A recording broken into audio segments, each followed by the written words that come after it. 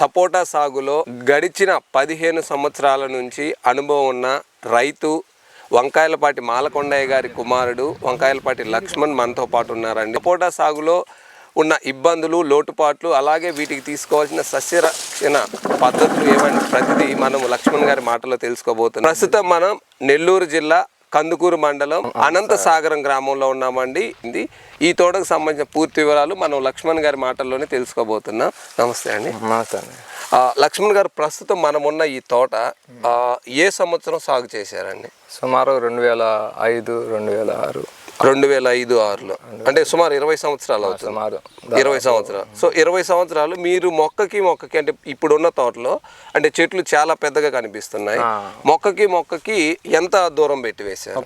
మొక్కకి 25 ఫీట్స్ పెట్టామండి. ఎటు చూసినా 25 ఫీట్స్ పెట్టాము. 25 ఫీట్. ఓకే. సో వీటికి అంటే వాటర్ ఏమన్నా ఫస్ట్ ఇనిషియల్గా ఏమన్నా ఇచ్చారా? స్టార్టింగ్ ఒక 2 ఇయర్స్ వాటర్ 2 సంవత్సరాలు ఇచ్చాము. ఇంకా తర్వాత అంతర పంటగా వాడుకుంటా ఉన్నాం.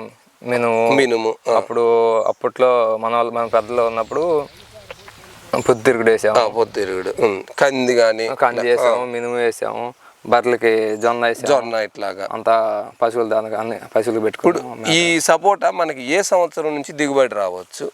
స్టార్టింగ్ వేసిన దాని నుంచి నీకు వస్తుంది, కానీ మనం ఆ పిందెలను తుంచేయకపోతే చెట్టుకి ఎదుగుదల ఉండదు. ఓకే. అందుకే ఒక 3 ఇయర్స్ దాకా మనం ఆ పిందెని కట్ చేస్తా ఉంటే చెట్టుకి ఎదుగుదల వస్తుంది.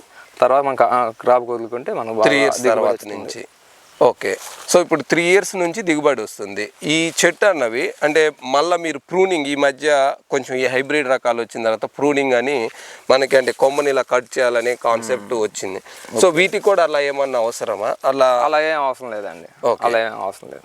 సో ఈ సపోర్ట్ ఇప్పుడు మనం ఉన్న పొలంలో ఎన్ని రకాలు ఉన్నాయి? ఈ పొలంలో 4 రకాలు ఉన్నాయి. ఇవి ఫారెన్ సపోటా, అందరూ క్రికెట్ బాల్ అంటారు. ఓకే. అవి ఆ ఫ్రూట్స్ కాలాపత్తి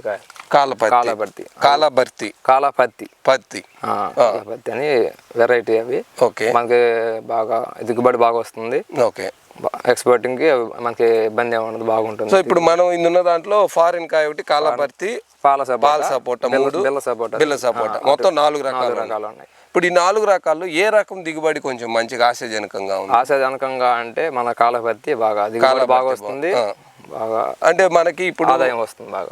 4వ సంవత్సరం 5వ సంవత్సరం నుంచి చెట్టుకి ఏ మాత్రం రావచ్చు అండి? చెట్టు కంటే ఒక 20 కేజీలు, 20 కేజీలు, 30 కేజీల దాకా వస్తుంది స్టార్టింగ్.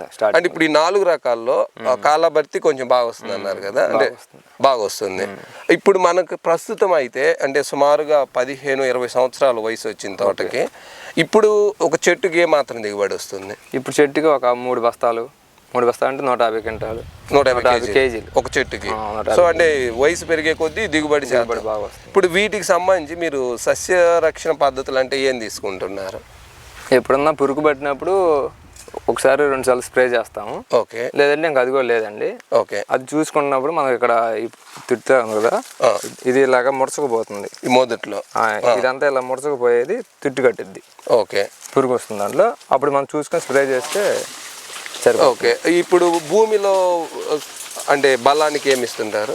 భూమిలో బలానికి సేంద్రియ ఎరువు ఇస్తాం. సేంద్రియ మన గోదావరి గోల్డ్ అని గ్రోమర్ వాళ్ళది గోదావరి గోల్డ్ ఉంది. సేంద్రియ ఎరువును చెట్టుకి 8 కేజీల లెక్క వేసాము. ఒక బ్యాగ్ ని 6 చెట్లకి వేసాము. బాగా దిగుబడి వస్తుందండి. మేము గత 10 సంవత్సరాల నుంచి వాడుతున్నాము సేంద్రియ ఎరువు. అది వేస్తాం మేమైతే. మేము 20 DAP అలాంటి అవేమి మనం పశువుల పేడ ఉంది కదా, ఆ పేడ వేస్తుంటాము. పశువుల పేడ ఎరువు అది వేస్తుంటాము.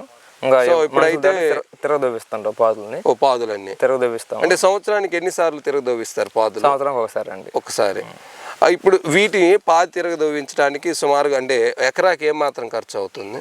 మనిషికి మనం 500 కూలి ఇస్తామండి. కూలికి వస్తారు, 500 కూలి ఇస్తాము. అలాగే చెట్టుకి ఒక 10 రూపాయల లెక్క పడుతుంది మనకి చెట్టుకి. ఓకే. సో దాంతోపాటు మనకి ఇవంటే ఎకరాకి మనకి సుమారుగా ఎన్ని చెట్లు పడతాయి? ఎకరాకి 70 చెట్లు లెక్క పడతాయి. 70 25 ఫీట్స్ 25 ఫీట్స్ 70-72 అలా పడతాయి. టోటల్గా 5.5 ఎకర్స్ ఇవి. ఓకే, ఇప్పుడు మనం ఉన్నది 5 ఎకరాల 5 సెంట్లు. సో 5.5 ఎకరా. ఓకే, 5.5 ఎకరాలు మనం ఇప్పుడు ప్రస్తుతం ఉన్నాం. ఈ విస్తీర్ణం మొత్తం 5.5 ఎకరా. సో మనకి మొక్కకి 25 అడుగులు పెట్టుకుంటే మంచిది. అంతే మంచిది. అంటే ఇప్పుడు దాదాపు మనకి ఇక్కడ ఉన్న చెట్లన్నీ కలిసిపోయినట్టు ఉన్నాయి. సో అంటే ఒక 10 ఏళ్ళు 15 ఏళ్ళ తర్వాత మరి కలిసిపోతున్నాయి కదా. అవునండి. సో ఇంకొంచెం ఏమైనా ఎక్కువ పెట్టుకుంటే మంచిదా? అప్పుడు కటింగ్ చేసుకుంటాం. కటింగ్ చేసుకుంటే సరిపోతుంది. సో ఇప్పుడు 25 అడుగులు అనేది అయితే సరిపోతుంది. బాగుంటుంది, ఆశాజనకంగా ఉంటుంది, ఆదాయం వస్తుంది మనకు, అన్నిటికీ బాగుంటుంది ఆదాయం కూడా. ఇప్పుడు ప్రస్తుతం మనకి ఒక ఎకరాకి అంటే ఈ తోటలో సుమారు ఏమాత్రం దిగుబడి వస్తుందండి? సంవత్సరం మొత్తం మీద ఒక క్రాపులో, ఇప్పుడు మేము కోసే క్రాప్లో 3.5 లక్షల దాకా వస్తుందండి. అంటే 1,20,000 మనకు ఖర్చు పోతుంది. ఓకే, లేబర్ కూలీ ఉంటుంది కదా, ఆ కూలీ ఖర్చులు అన్నీ తీసేయంగా 3.5 లక్షల దాకా వస్తుంది ఈ క్రాప్లో. సంవత్సరానికి 6 నెలలు క్రాప్ ఇది. మిగతా 6 నెలల క్రాప్లో 1,00,000-1,50,000 దాకా వస్తాయండి. అంటే ఇప్పుడు ఇది అసలుకి క్రాప్ అన్నది ఏ నెలలో మొదలయ్యే అవకాశం ఉంటుంది మామూలుగా? అంటే పూత అలా నెల అంటే ఉండదండి. ప్రతి నెలకి ఒకసారి ఇలా పూత పిందె వస్తూ ఉంటుంది. ఓకే, ఇలా పిందె పోతా వస్తూ ఉంటుంది. మనం సేద్యం చేస్తాం. ప్రతి నెల వస్తుంది. ప్రతి నెల నెలకు ఒకసారి చెట్టు వస్తూ ఉంటుంది. వాటిలో అన్ని రాలిపోతూ ఉంటాయి. ఏదన్నా ఒకటి రెండు పిందులు అవుతాయి, పిందులు అయిన తర్వాత అవి మనకి. అంటే ఇప్పుడు మనకి సంవత్సరంలో అంటే కటింగ్ ఎన్ని నెలలు ఉండే అవకాశం ఉంటుంది? అంటే అది 2 దఫాల 3 దఫాలు గానా అట్లా? టోటల్గా 2 క్రాప్లే యాక్చువల్గా అయితే. కానీ మనం దిగుబడికి ఏంటంటే ఆశాజనకంగా ఉండడం కోసం పాకానికి వచ్చిన కాయ అంటే కోసి మార్కెట్కి వేసినప్పుడు మనకి ఆ కాయ పండాలి, తినాలి.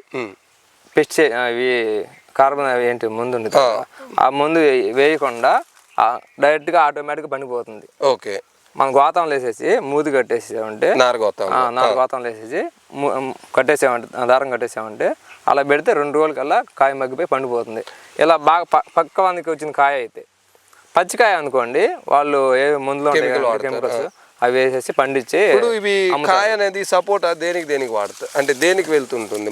సపోటా మనకు పెద్ద తెలియదండి.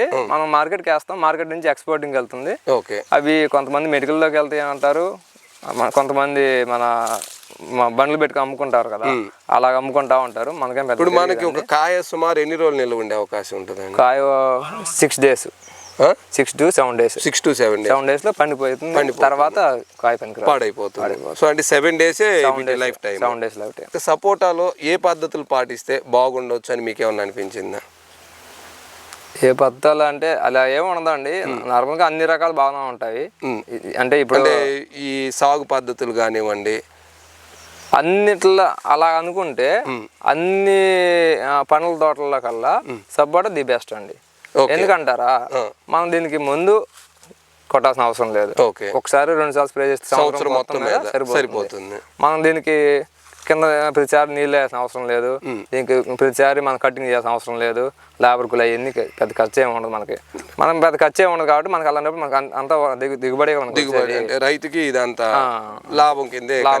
ఇప్పుడు తైవాన్ జామ ఉంది, దానికి ప్రతిసారి పురుగు మందు బలానికి ముందు వేస్తాం, అన్ని వేస్తా ఉండాలి.